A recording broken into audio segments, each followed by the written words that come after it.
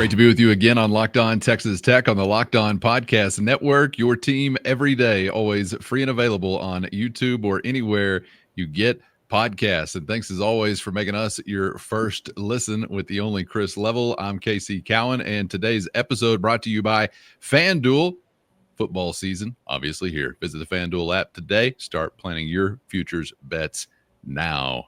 Chris, great to be back with you as we are diving into mailbag mode. It's a special edition, Locked On Texas Tech, the Matador Mob mailbag. To wrap up your week, get you ready for the weekend. It's week 2, an 11 a.m. kick coming up, of course, from Jones Stadium for the Red Raiders and Kent State. We got a whole lot of different topics to get to on today's program. Of course, a lot of that focused on 11 a.m. Saturday morning at the Jones. And I do want to ask you about some things that we've seen play out so far as it relates to maybe the reality when we get into the season a little bit further, particularly up front along the defensive line. We've talked a lot about depth. I want to talk a little bit more so about projected snap count when the lights are really on in Big 12 play for some of the big boys who obviously are looking to get a breath here or there. Also want to get into something that's a popular topic right now because we're having to endure this portion of the non-conference schedule that was, well, what we expected it to be. 55.5-point favorite, 47-point favorite-ish or so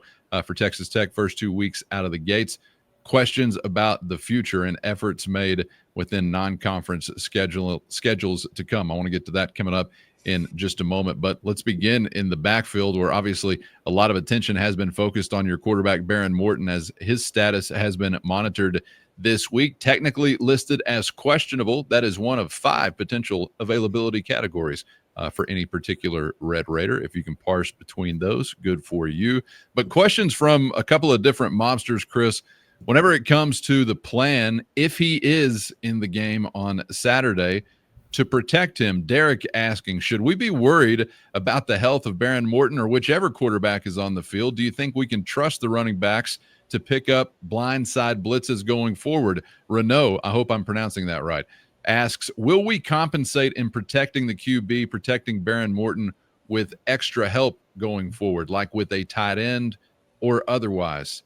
You think some bubble wrap or the plan has changed at all for Morton in week 2, Chris? Quite the conundrum, isn't it? It sure is. And I like Derek's wording too. He said whichever quarterback, because somebody else is going to be taking live fire too when it ain't number 2. Yeah. It won't. A couple of things. It's not whatever you see at quarterback on Saturday. None of it will surprise me as far as who plays, how much they play. Nothing like that. I think. You may not even really get a good feel for that until Saturday morning. Regardless if everybody's like, yeah, we've had a good week, everybody's good to go. You just don't ultimately know until the day of with something like this. Will's good to go, and if needed, and that's just. I think the Quentin Joyner thing is the injury there is a concern. I don't know if Joyner makes that block last week. We want to think that Taj Brooks would have made that block, and that's just part of playing running back at the college level. I mean, Jacoby and Cam are still very much learning, and I think that is going to be a work in progress. I don't know if you're looking at changes schematically. There may be a difference in play calling or a different mindset of like how, hey, man, get down or get rid of it quicker. I don't know. With someone like Behren, if he is in fact in there, where if Will's in there, I think that you just turn him loose. But I think this is more of a wait and see before you start making decisions about we're gonna have all this max protect and our because you got to get away from that. That's the whole point of having a spread offense and a better offensive line and all that. So you don't have to do that because you really had to sell out last year to do it, to be able to get some of these shots off just because you couldn't hold up front. But you had a dude back there that was just phenomenal at taking care of his quarterback from a blitzing standpoint. And this is going to be a bit of a work in progress. Thank you for that question. Blake is asking, Chris, if you could kick out a percentage, what's your feel that Baron Morton will at least be out there for a period of time Saturday? Playing quarterback, not sipping Gatorade. I guess I should clarify.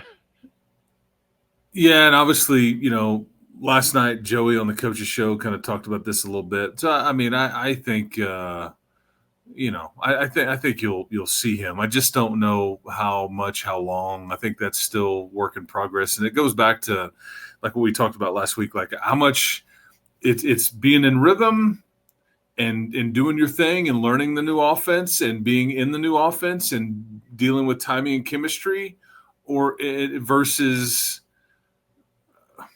Okay, let's be smart here. We got a long way to go.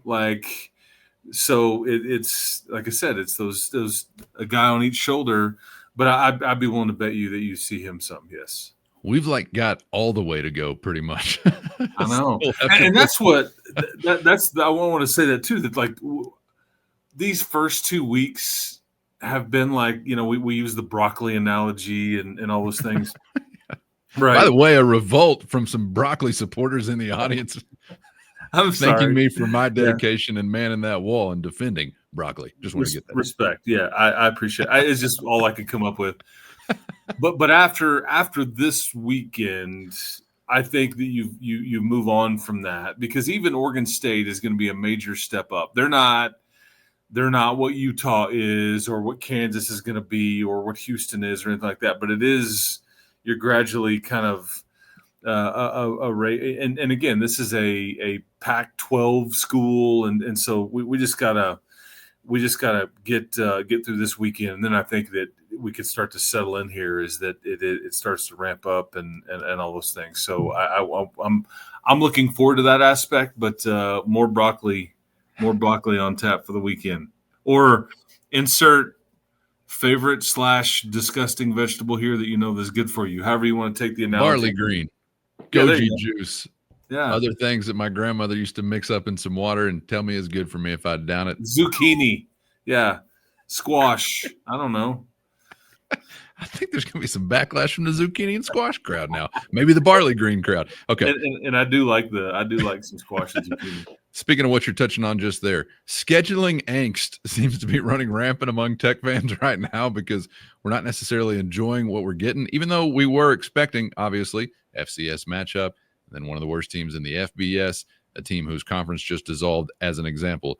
But there are lots of questions this week in the mailbag about future scheduling efforts. Debbie is asking about any intel on trying to toughen up future non-conference schedules. Caleb is asking about adding quality Power 4 opponents in the future. Specifically, Chris, if you could weigh in on the 2030 replacement opponent for the Vegas game, any chance that is a Power 4, or is that still wide open? A lot of folks wondering about the future look of this out-of-conference schedule for Tech. Part of your problem right now is that you don't have all the info that you need. You're a bit blind with some of that stuff, especially in that time frame as we get. I mean, I guess you have a better feel for like next year and the year after. But what I mean by that is there's this new strength of schedule component with the CFP. Do we ultimately know, though, what the CFP is going to be? I mean, the Big Ten guy, he wants 24 teams. The majority thought it was going to be 16. Right now it's at 12. Some feel like it could stay at 12 for one more year. So what are you working toward? Because I think there's different paths to what you're trying to get done based on kind of what the prize is. And I think you're totally blind. You don't really have all that info at hand just yet. And then there's the component of what league we going to be in by then, or what's this going to look like? By that time. And again, very much of an unknown.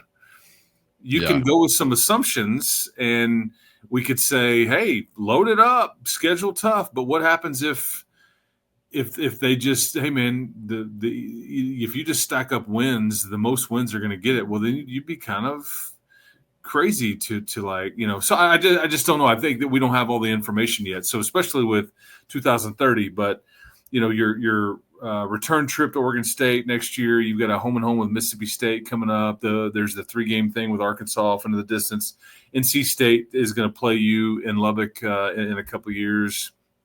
Who am I missing here? Washington State. There's an at Oregon game in 33, like way off. I mean, so you're trying to mix it in. You know what you don't really have though, that I think, and some may disagree with this sentiment. You know what you don't have? These games always made me nervous, and I think that these games are fun. In that, like, I always thought like the regional ones, the UTEP, the New Mexico, the SMU, like that whole you do have some North Texas stuff coming up, but I'd rather do that than those are tricky because those schools are like, oh yeah, we can make our whole season off of a win there. And then I've been to, yeah. I'm not sure if there's any places I've been to that hated Texas Tech more than Albuquerque, New Mexico, or El Paso, Texas. And I mean that in all sincerity. Like, it was angry. It was you were big brother, and we dislike you greatly. And so some of those were, but there's not a lot of that mixed in either. But I just don't know what direction it'll go. So I just think part of it, Cowan, is you just don't have all the information at hand just yet. And who's available to go get? Takes two to. I'd love to play home and home with, but you gotta have folks that are willing to play ball with you. Yeah, you're wondering at that point what college football even incentivizes. Yes. I think playing it safe and just incentivizing great competition for your team would be my choice because, as you talk about stacking wins and things like that, in the era of the playoff where it's no longer up to committees so much to determine who even gets a shot at all, much less, seeding and things like that, but a shot at all to even compete for a national title. If you're a good team worthy of that, you're going to win a lot of games in conference, maybe the conference itself, regardless of what happens outside the non-conference. And if you want to be a good team in conference, competing for hardware, you better be challenging yourself in the non-conference. So I think regardless of what is incentivized in the future, err on the side of trying to better prepare your team, which is only going to come with great competition. And it doesn't have to be about like logos or things like that, but we better be talking more so pulse. Is this the Walking Dead type of football program we're welcoming in? Or is this somebody that's expected to, say, be a bowl team or win games and things like that to the tune of 7, 8, 9, whatever, if not more? So I don't even get bogged down into like, hey, we got to find a premier opponent necessarily. It's about bettering your team, and nobody wants to tiptoe through the tulips forever in the non-conference thinking you can just show up in the Big 12 and be ready for that. And we've got a similar question along those lines from Brad asking, do you think our non-conference sets us up for failure when we head to Utah, or could it give us an advantage in that the level of competition looks subpar, but does that possibly mean we can be completely vanilla before we head to Utah for a conference opener? What do you think as far as actually, preparing the team for live fire in Salt Lake? First, today's episode brought to you by DoorDash, and it's almost the weekend. Time to look back and crown this week's MVP, Who Delivered, powered by DoorDash. And just like you can win every Saturday with DoorDash Streaks, saving more every time you order, these players delivered when it mattered most. This week for Texas Tech, it was the QB, Baron Morton, 16 for 18, 201 yards, 4 touchdowns, no interceptions, only 1 hyperextended limb. You can't ask for much more than that. And just like Baron Morton delivered for the Red Raiders, DoorDash delivers for your Saturdays. And DoorDash Streaks, that's going to help you save every Saturday you order so you can stack it up all season long and wind up saving up to $250, including $100 in DoorDash credits. Order this Saturday, keep the streak alive, and keep the winning alive by fueling your game day only with DoorDash. Terms apply, promotional period through November 18th. Today's episode brought to you by Mazda, and Mazda crafts cars for those who choose to do more than simply move. They follow what moves them every time they drive, and that's what makes Mazda stand out. They go beyond safety, style, and performance to deliver a driving experience that feels alive in every detail. And with Mazda, your family's safety is number one, and that's why Mazda's won more 2025 IIHS Top Safety Pick awards than anybody else. And Mazda offers more than safety with smooth handling, intuitive controls, and standard all-wheel drive in every crossover SUV. It's the small details that make the big plays, and just like there's more to every player, there's more to a Mazda vehicle. Mazda, move and be moved. I think that you can play this a couple of different ways, and ultimately I'll get to what I would say, but you can have a lot of confidence with this current slate. You can have a lot of opportunity for the depth to play, some non-stressed opportunities to mesh together quickly with so many new pieces. And then the to the contrary, it's like, okay, you didn't really know that you had a problem with this or that or this again because you hadn't put yourself in the fire. So how I would end up here is that you're either going to be good enough or you're not. I don't know, but when you play a tougher opponent, there's more risk for starters to get injured, and you're more in a more physical game. I mean, you could play that stuff till you're blue in the face on which is the bet. Because I'm trying to remember, like one of the national champions, I don't know if it was the Buckeyes or somebody like 2 or 3, 4 years ago or something. They had a very similar non-conference schedule to what you had. They rolled in, ton of confidence, ton of feel good, and just kind of kept it going. Around here, we've been used to seeing an early season loss and like, whoa, wait a second, we just got going and we're already losing games. What's this all about? And then you're kind of on this tense September that you're just like, man, it's kind of crazy to already be all tensed up and like dealing with must wins. And like, if you don't get this one, what's it going to look like after 4 or 5? I mean, really. Yeah, but we can't blame that on tough competition. That's because you're not a good team. Exactly. In our specific case, I'm talking about like Wyoming, et cetera. Exactly. Like and so I just think that you're either going to be good enough to beat Utah or you're not. It's not. I don't know if how that you got to that Utah game would have ultimately mattered. You can pick which path you wanted to go. This would have helped us. This killed us, and then we'll see what the result is, and then you can point back and go, "See, I told you." Or see, right. see, I told you it was no big deal. Like, I mean, so better prepared, less prepared. Let us know how you think in the YouTube comments or shoot us a text if you're a Matador Mobster. There's another component of this, Chris, that's just from a relevancy standpoint. I think if you're off the radar, which is clearly where Texas Tech has been for a decade plus, I would be swinging for the fences to try to get somebody on the radar to notice me and play a game.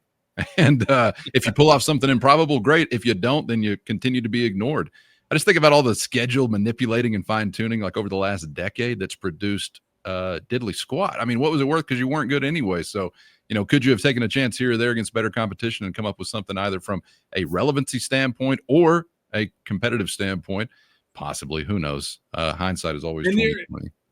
It is. And your problem is that you need some non-conference home games. Okay. That is a fact. Yeah. Not every school out there wants anything to do with like coming to Lubbock, Texas, or doing a home and home with you or whatever. And so it's a bit tricky on just kind of, because I think Joey is, he was throwing it out there like, man, why can't we do a home and home with LSU? It would be great for you. Like, I think that LSU game, I just don't know if you can ever talk to LSU going, why do we need to go to Lubbock? Like, why? Explain to me. They should just come here, and then we'll be done with it. Like, what do we? I mean, that's just what you're dealing with. Some of this kind of behavior, because everybody's got tickets to sell. Everybody's got sponsorships they're trying to cater to. So scheduling is always and will continue to be very tricky. There's always a method to it, though, depending on what you're trying to get done. I'm hoping in a lot of ways an expanded playoff will at least get folks to erring on the side of more interesting matchups, which will benefit all of us known as consumers. And yeah, boy, we'd really have to get to groveling to get the sophisticants of Baton Rouge, Louisiana to come down to the level of traveling out to the 806. I'm sure they couldn't imagine it from their ivory tower in the swamp. Thank you for that question. Here's a question as well. Let's go to springtime, Chris. This one from Travis, sort of touching on what we're touching on here. If FCS games could be facing extinction as we know them, First, today's episode brought to you by Upside. Red Raider fans, are you still paying full price for gas? Stop leaving money behind and get real cash back every time you fill up with the free Upside app. Just download the free Upside app in the App Store or Google Play Store right now and start earning cash at the pump today. And you can use our limited time promo code FOOTBALL and get an extra 25 cents back per gallon on your first fill up. You can make up to $300 a year just from buying the gas you already needed. You might think it's too good to be true, but it's totally legit. Real people are getting paid just to make their daily commutes, and you can too. Plus, you can cash out anytime to your bank account, PayPal, or an e-gift card for Amazon and other brands. So don't let this hour drive on by. Download the free Upside app now and use our limited time promo code FOOTBALL for a limited time 20-cent per gallon bonus. That's our promo code FOOTBALL for a limited time 25-cent per gallon bonus. Offers vary by user and location. Go to upside.com for terms and conditions. First, today's episode brought to you by FanDuel. And the NFL season is almost here, and FanDuel is making sure you're ready for kickoff with a can't-miss offer. Right now, new customers can bet only $5, and if your bet hits, you're going to get $300 in bonus bets to use anywhere, all across the app. And, of course, the FanDuel app, by far the quickest and easiest way to add electricity to your NFL Sunday. Ready to play? Download the FanDuel app now by visiting FanDuel.com to get started. That's FanDuel.com to place your first $5 bet at FanDuel.com. Could you ever see a situation where maybe a fall scrimmage or a spring camp scrimmage could take its place and still involve them in some capacity where they're generating some revenue for their programs? I mean, there's been chatter about these kinds of things. There's not really any. You're not going to hear about it like now, but there was, Dion was trying to like have a scrimmage. Joey was like, "Hey man, Prime, like let's get together. We don't play each other this year. Let's do the thing." It replaces it's. I think it's absolutely a realistic possibility. I think it's also, and the reason is because it's kind of like the 5-and-5 rule that just seems like there's some common sense there. I think you could do something to where there's money to be made, there's fun to be had, there's good to get for the program in that they get work in, they and even if this is like a full-fledged scrimmage neutral site, or if it's like, hey, we're going to host you, or if it's, the NFL does these deals where they'll like have the joint practice, and they'll kind of have a couple of different like scrimmages and practice periods going on, and then that they do this for a couple of days before they actually play a preseason game, and it's always with teams that aren't going to play against each other in the regular season. And, there's fights that break out and all these different things. Great brawls out of these things. Great brawls. Oh, yeah. Practice against another team for 4 straight days. You're going to have. And don't take your helmet off. And if you're any kind of, athlete that uses your hands, which all of them do, don't throw a punch at somebody with a helmet on. Quick assessment of intelligence. Yes, that's right. but I wouldn't. I think that is certainly. I don't want to say like it's in the works. That will continue to be talked about. Yeah. I think it will continue to be pushed. I think that at some point somebody may just say, "Hey, here's what we're doing." Sure. So stop it if you want to. And how much more fun would that be than like your typical red and black game? 100%. I've been saying this forever. I mean, honestly, so many things now that what we discuss, just pipe dreams once upon a time that I'd kick out there as a harebrained idea. Sending them to the spring, group of 5 having their own event postseason, or possibly even playing a different season schedule. I mean, on campus playoff, yada, yada, yada. So don't rule it out. I mean, who knows? There are new minds, it seems like, at the wheel. And most of what those harebrained ideas actually led to, Chris, was more money. So even some of the old minds are liking it too. And I don't want to bury the lead here, because I think that it's important to note that spring football is about to change in general and largely kind of go away. I'm not saying that that's necessarily imminent. I don't know if we're looking at that for this next spring or the year after, but remember, there's all this talk about let's just kind of get rid of it and then like have more workouts with the team and all that into the summer and maybe later in April and May, and like almost like the NFL stuff where it's like where you have, these OTA type thought process there. So yeah, I just think change is coming. I don't want to say that having a scrimmage is going to happen or that spring football is just totally going away, but something's about to get adjusted and modernized, if you will. And I just don't know if I know what that is, but I wanted to make sure that people know that may not even be an opportunity for like a preseason scrimmage or a summer scrimmage, because you may just do it completely different as it stands. All right, thank you for that question. Brian is asking, if this were a Big 12 game, would Baron Morton be starting? You think the question would even be asked as often as it has this week if we're in conference play? That's a fair question to ask. I don't. This is all depending on how Baron feels and like what the risks are long term. Like, okay, is he overcompensating? Is he have a chance to tweak this thing again? How does he feel? I guess I would answer that and say probably, but I can't be definitive there. Yeah. Just because there's some unknown here. Sure. There's some unknown here. Okay, thank you for that question. This one from Ben. Who will have the most rush yards this weekend?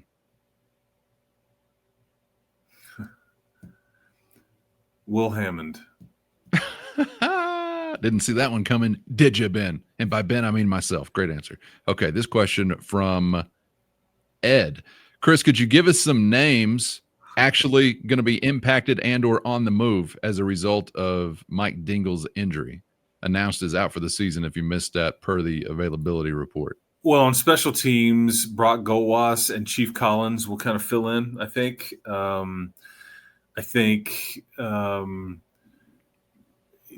Right now it's Curry and McCarty, and then I think that if you have to get Brendan Jordan into that deal and then move one of your younger safeties into the back, back there next to Wisniewski, I think there's all kinds of potential options. So this will still play out. I think that you have to hope that it's to the extent of this is all the movement we're gonna see is just some subtle. Okay, special teams here. The two deep stays the same at star. If we have to, we've got this other option. Break glass in case of emergency type scenario. and so, but we'll kind of get a feel for that in the coming week or two, because what you ultimately really know when you go to Utah, it's like everybody's got to show their hand, and that's when you'll really get a feel for. Okay, we are comfortable here, or this hasn't looked right. Like we need to make this move or make this adjustment or on the depth chart or whatever it is. But right now, I think that's kind of the extent of it. So there's some possibilities there, okay. I guess. Devin asks, if Kent State and Arkansas Pine Bluff played, who would win? Kent State, I think. And the other name I wanted to mention, Marcus Ramon Edwards, once he gets cleared back, he's also an option at star. But I don't know, is that we'd really play him in a game, or would you put one of your more veteran pieces over because you like the safety option better than a third or fourth option that's been dinged up in Marcus Ramon Edwards? So anyway, want to make sure I got that name in there. I think Kent State would be a little bit better here, yes. Jordan asks, for all the good we saw against Arkansas Pine Bluff, were there any weaknesses, glaring or otherwise, that stuck with you that you saw? Well, you don't like the missed blitz pickup. You don't like the missed extra point. I think, was there on the ground a couple of times, or at least one time? Yeah, I mean, and I think they would say the same thing, and I think they kind of have. I think your pass rush could have been better. I think it could have been more, disciplined, and there could have been some different things, and they have said that this week, and just saying, yeah, I think we could. There was some different plays we could have made, and we're still learning. Like on. The rush lane integrity and not overdoing this and that. There's still some chemistry being worked on with that group up front. But I didn't. It's just hard to find too much, and like Amir Boyd I think he gave up the one touchdown and was very critical of himself, but he also had the interception. And it's again, there's going to be some good and bad in this stuff, but it's hard to find. You got to squint pretty hard to find too much wrong with what, like the 2-point conversion attempt. I would love to hear more about that. There was a penalty. Did they get the right formation? Did they not get the look and they still called it anyway? I mean, what all went through that? Because that didn't look very good. It really had no chance to succeed. And you show up in Salt Lake and try to run like that, and you get you're short, and like, okay, well, now this is a problem. So I mean, there's a few things I guess I would poke at or whatever, but you got to look pretty hard. Matt is asking, despite being much improved this season, would you still think offensive line could be the weakest link among our team's position groups? If not that, what would you point to? No, I don't think that is the case. I'm gonna keep saying that right now because of the injury. I think running back is what has got me concerned the most. That's what I was thinking about too. Yeah, I think that's actually a pretty obvious answer. Because let's just sum it up. You could come up with a list of 10 items going to Utah in a couple weeks, and I would listen to arguments for all of them. Like, I'm worried about my kicker. Is the pass rush really going to be good enough? We could talk about O-line. Is Barron healthy, and can he really win a big game on the road? I'll listen to all those things. Number one on my list, as I look from afar here, like off into the distance, number one on my list will be, and I don't see it changing. I just don't. Can you run it when you want to? And those are kind of two different things. Can you run it? That's one question, but really it comes down to, can you run it when you want to? Short yardage, goal line, get to the end of the game, milk the clock, sit on the ball, whatever. Okay, they know what we're doing. I know what I want to do, and we can still get it done. That really, because that's going to be what that game is all about. Can you stop, their little Kyler Murray starter kit from running around back there and all those things, and you contain him and make him have to throw it to beat you and all that. But then ultimately for you, can you be physical, and can you run the ball when you want to, and when they know that you want to do that? But that's off into the distance. We got some time here, still 2 more games to play before you get to that point, but you can just see it coming plain as day. Yeah, no doubt. Thank you for that question. This one from Monty asks about he says, this crusade that Cody Campbell is on to save college athletics, does he have any support outside of Texas Tech? It seems like it's Tech versus the world.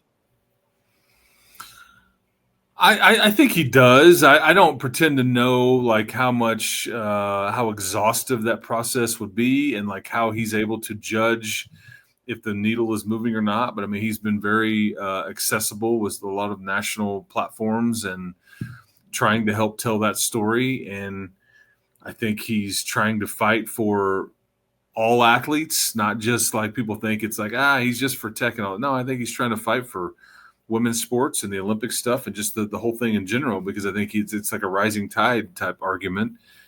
He's been big on the Broadcasting Act, because he feels like it will help the entirety of college athletics, not just a few select leagues, if that can be amended. I did see a funny thing the other day that, how the NFL is, they creep into the old college game, right? They really try to they've gotten the Friday after Thanksgiving, Christmas Day is a whole thing now. Even today, later today, you're going to get Chiefs and Chargers, I guess it is, from where they play in Spain or Brazil. Yeah, there you go. Next year, they can't do that. Next year, they will not be allowed to do that because of the way the calendar works.